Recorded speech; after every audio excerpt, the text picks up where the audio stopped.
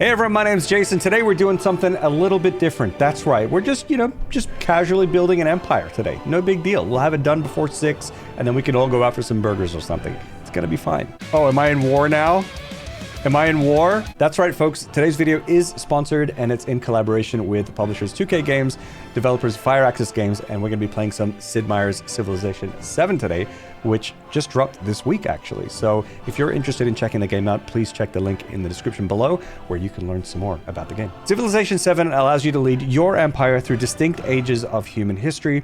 You could do this as a number of unique civs, and you could do it in a number of different ways, depending on the resources available or, say, the land that you explore. The goal being to reach various milestones within an age, be they cultural, scientific, economic, or militaristic, in order to unlock powerful advantages as you move into the next age to ensure you build an empire that stands the test of time. This also means you'll need to adapt. The state of affairs can change drastically as the game goes on, and that means careful consideration when you proceed to the next age. When evolving your civilization to the next age, you will receive options to help reshape the direction of your empire based on the achievements of your previous age, unlocking fresh gameplay bonuses and unique units. Now, the Civ franchise began in 1991, and so pretty much everyone has heard of it. However, not everyone has played it. Gasp, I know what you're saying. Jace, this can't be. You're kidding me. But it's true, and you know how I know this? Because I'm one of them. I haven't played a Civ game yet. I have somehow matrix dodged this franchise for over 30 years. But while hearing that the game has a massive suite of gameplay improvements for veterans of the franchise, it also comes with an overhauled tutorial, which makes jumping into Civ easier than ever. And so I was as excited as ever to finally give it a go. Civ 7 also features one of the franchise's most diverse rosters yet, of real people with historical significance. Each leader comes with a unique ability and some benefits, so you can choose a leader that suits your playstyle that you wish to have. Oh, and also, Civ 7 features for the first time in the franchise history the ability to choose a leader separately to the civilization that you're playing. But in the end, I went with this guy, Ashoka. He seemed pretty cool, and he was all about being happy, it seems. And I thought, you know what? I may be new to the series, but I will defeat the enemy with kindness and happiness and a smile on my face. We'll all be friends by the end, and I think it's going to be fine. I'm going full happy strats. Let's see where that can take me. More food in cities for every excess happiness. His civ was the Marians anyway, and I actually went and matched up the civilization to the historical figure, even though I didn't need to. I kind of wanted to. It's got his icon over them. Maybe they synergize. What is this? Was from the same region. Wait, hold on. Adds 2 happiness on city halls. We're the happy chappies. I think we pursue happiness at all cost. Okay, we're gonna do Moria instead. I'm ready. The dawn of civilization. Let's go. Here your journey begins. Raise an empire from humble beginnings to greatness and write your own version of history. Okay. We're here. Your thingy icon founder has the ability to establish your first city. Select them now. That's this guy here. Okay. Your first settlement is sure to thrive near sources of water and abundant resources. This location is well suited to your needs. I guess we're setting up here. I mean, there's a lot of resources around. Seems pretty good. Yeah, we'll take it. Seems cozy. When a city grows, it can expand into an adjacent tile, gaining the yield it offers. What is this? Oh, this has science here. What if we develop towards science, though? Maybe that's the play, because these are the same resources as this. And then we'll be one away from science. That sounds really good. Let's take that. In Civ 7, there are 2 main tech trees that you can find. These are civics and technology. Researching each of the tech trees can grant you buffs to resources, unlock buildings or units, or other bonuses like additional social policy slots. Technology is researched more quickly with more science resource production, while civics uses the cultural resource to research civics. Civics also has the age-specific civics that you can research, as well as unique civilization-specific civics as well. Base yield, +1 food on farms, pastures, and plantations. Warehouse food building. Ageless. Buildable in all ages. Can be purchased in town. Adjacency bonus, +1 happiness from the west. Let's go. All right, let's go down here. Whoa, elephants, yo! Oh my god, look at these elephants. Elephants, though. What's this? Dates are here. Sick. At least we have dates. That's pretty good. Unlike your boy.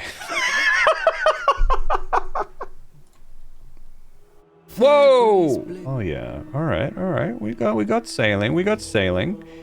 We've got a galley, antiquity naval unit. Embarkation allows all standard land units to traverse coast terrain. Building your legacy. Okay, we're building our legacy, folks. Finally, I knew this time would come. Civilizations are remembered for their accomplishments and the paths they take through history. All right, we got a RP here, folks. We're all about happiness. You know, money doesn't buy happiness. You know what does? Music and chilling and look at the beauty of life. Knowledge does a little bit as well, but we'll take cultural advisor. Who has the need to conquer cities when you can conquer hearts? True. And we're gonna do that here and today. Okay, I've got a lot of things to do here. I've got stuff tracked that I can do. I need to construct a wonder or research writing, or both. Yeah, now I can actually walk over coastal. That's actually really sick. Let's go for a walk. Narrative choice. Oh boy, now's our chance. We'll begin a quest. Oh, there's quests. Interesting. The monk's sermon concludes, renounce violence, embrace loving kindness, and become the paragon of the world. We're all about that happiness though, right?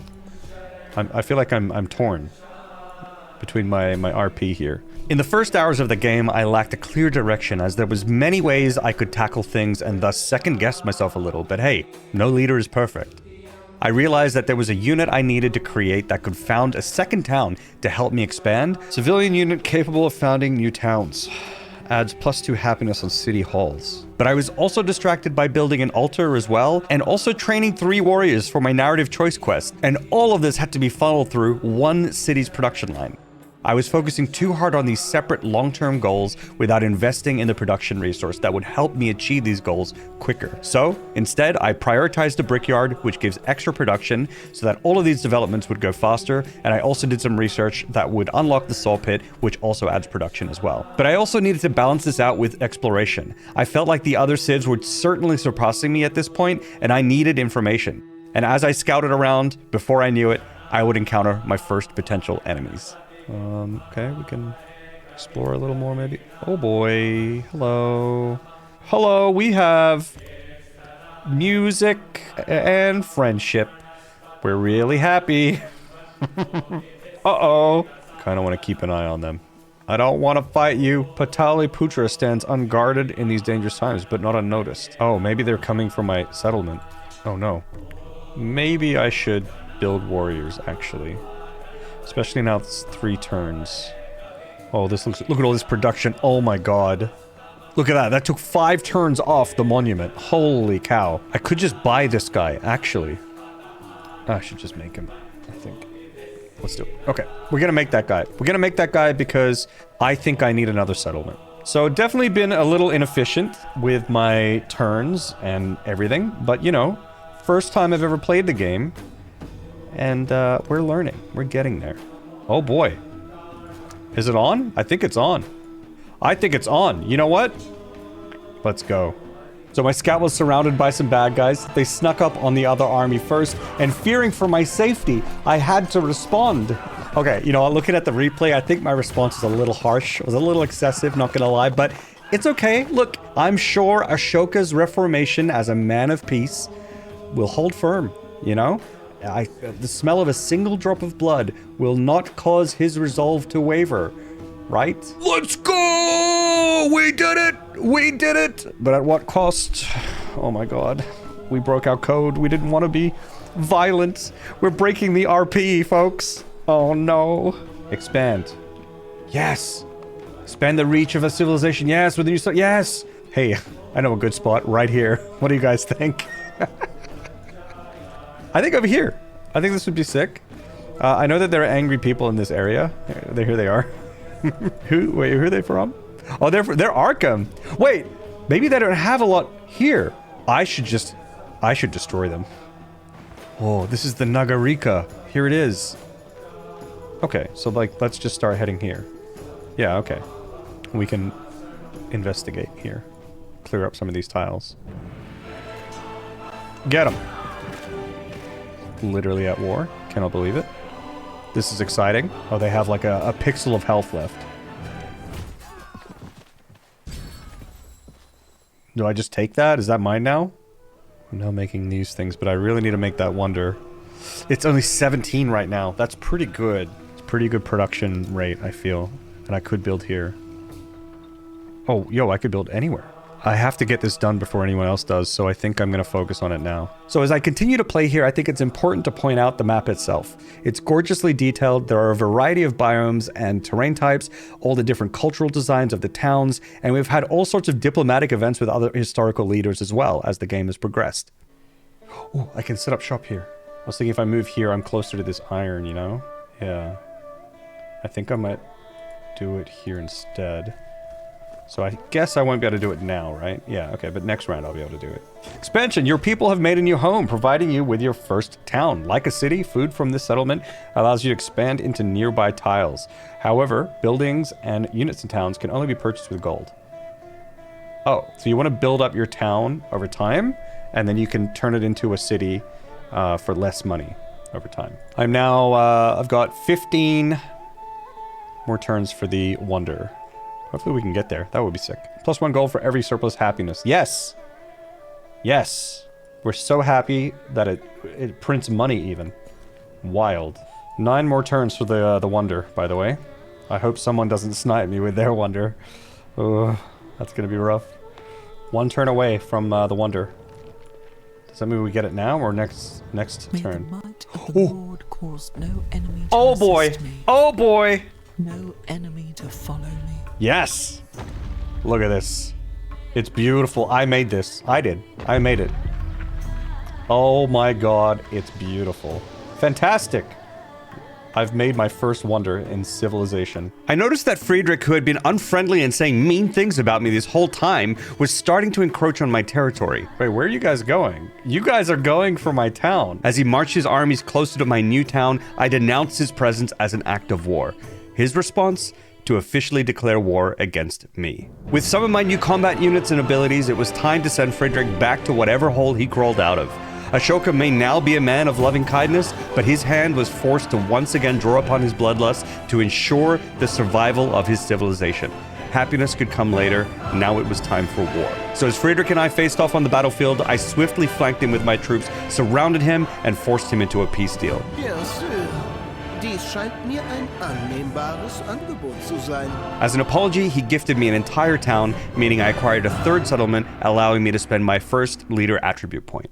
So leader attributes are another feature in Civ 7. Each leader has a unique ability that can be further improved with customizable attribute points. These can be applied to different areas of your leader's tech tree as your game develops, allowing you to either reinforce where you're going or react and pivot to developing circumstances.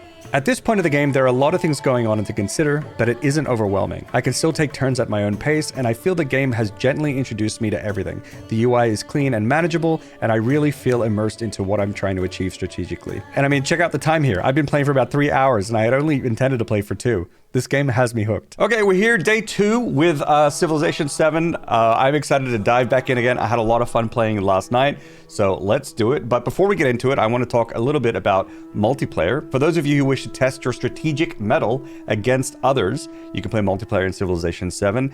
You have the ability to do epic multi-age campaigns if you wish, or you can just do single-age campaigns if you want a more of a shorter session. And it also has crossplay between PC and consoles. So it doesn't really matter what devices people are playing on. You can all play together. Pretty cool. So without further ado, let's get back into day 2 and see if we can age up today. Let's go. Home sweet home. I remember this place. The tolls of war are being felt all across the land. And once they started rolling, they started snowballing. It started when Isabella decided to attack my ally Amina with no provocation. I immediately donated gold to their war effort, but soon found myself declaring surprise war on Isabella. My winning strategy was to completely surround the town of Painted Rock and bring the town to its knees. With every hex around the town occupied by my units, they made short work of it and it became mine. That also earned me a new milestone. But in the meantime, Isabella was laying siege to the town I got from the peace deal with Friedrich, and my little outpost was falling. And all the while, its people had been distressed by the ongoing war, which meant that my quest for happiness was in jeopardy. I started sending in my troops, but I was losing units fast, and the enemy territory was starting to squeeze this little town. On top of that, I lost my powerful army commander, and it was going to take a ton of turns to create a new one. Oh my god, army commander 17. turns. But there was some light in the darkness, and I created another wonder during the middle of this war. And just then, the tide of battle began to turn. The fight for Patavium turned in my favor. We took out the chariot. Oh my god, yes. And then maybe we can get this guy. Where are they gonna go? Like maybe into the water, right? And the enemy retreated to the water. It was all for naught though, as the settlement was so unhappy from the war that they rose up against me and threatened to join the enemy's civilization, making this whole fight worthless. But my lust for blood was too strong, and I cared more about chasing down the final enemy troops than pleasing the people of this settlement. A disastrous volcanic eruption was the last straw, and even though I put money into repairing the city, the people of Patavium determined that I was unfit to lead and joined Isabella's civilization. But on the other coast, another settlement had a different opinion, as at the same time the town of Madara petitioned to join our civilization from another. So we lost a town, but we gained a new one. Is this mine now? Oh, it is mine. And they took this? Yo, this town is cursed though. You can have it. So the situation started looking a little grim, not gonna lie. I tried to boost my army production, but I kept losing random units, and I'm not really sure why. There's all these units that I train, I put them here and they die every time. What happened? Where did they die? Who killed them? I hadn't noticed any skirmishes as I ended my turns, and my only conclusion was that there had maybe been some natural disasters, some floods on the rivers near where my units were, or the constant eruptions from volcanoes nearby. Was that it? I tried moving my units wide around the volcanoes and they would still disappear. I wasn't sure what was going on. Oh, these guys just took damage. It literally just killed one of my elephants. But that's when it clicked. I remembered that units required gold to keep. And since my towns had been in disarray during this time and I'd been desperately trying to fix things and spending gold to try and make them happy, I was always overspending and going into gold deficit. And my units were being forcibly disbanded because I didn't have the gold to keep them up and running. And so now that I'd learned my mistake, I took a step back to reassess, restarted my unit production again, but unfortunately had to cut my losses with the struggling town. My fight with Isabella continued, and she won a few skirmishes as she tightened her grip on my former settlement. And then, out of nowhere, despite her clearly having the upper hand, she offered me a peace deal, and was willing to give me not only her settlement of Knossos, but also my old settlement of Patavium back. Somehow, through sheer luck, or perhaps pure gamer skill, I ended up in a better situation than I could have ever imagined as I entered the next age. So I got this back, this. I got it, I got everything back! Where are they going? They seem to be going up towards... Oh, the Antiquity Age comes to an end, folks. Oh boy, we made it. We actually made it. We survived. And actually, in a decent state, I want to say. But it was mostly because I think Amina hard carried there, right? That alliance, I think she kept me alive and had that Isabella lady or whatever, probably thinking that they were in a worse position than they were, because they gave me a lot in that peace deal. When I had nothing. I had no bargaining chips, but I guess they just didn't know that. Look how militaristic we are. We actually went back to our old ways, folks. Oh no, that wasn't the plan. That wasn't the plan. Oh, the Exploration Age. Oh my god, here we go. The Exploration Age brings many new opportunities. Explore the great oceans in search of distant lands. Your naval units can heal in coastal waters. Cool. Establish settlements on distant lands, meet new civilizations, and gather new resources to enrich your empire. Embrace religion by building a temple. With a religion in place, you can train missionaries to spread your faith across the globe. Interesting. So I'm curious as to where things go from here. But if you were interested in the game, if you thought it was pretty cool and you enjoyed this journey as well, do make sure to check the link in the description below to check out the game. This was my first 2 days in Civ 7 and the Civ franchise, and I'm not gonna lie, I really enjoyed it. I wasn't planning to play as many hours as I did, but it was very much the one more turn kind of mentality. I was super hooked. And I think the new tutorial and all that kind of stuff made it really accessible for me as well as a newbie to the franchise. So I didn't come in super overwhelmed. I actually had a great time playing. So great game. Super good game. So yeah, I hope you enjoyed the video. If you did, leave a like, and I hope you all have a lovely day, and I'll catch you next time. Take care. Bye-bye.